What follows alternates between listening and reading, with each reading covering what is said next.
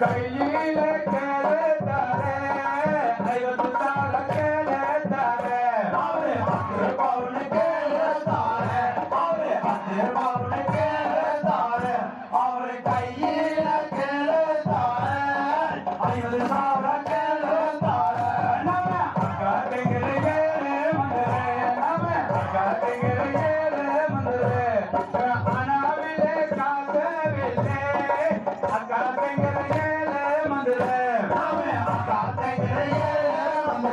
Come here,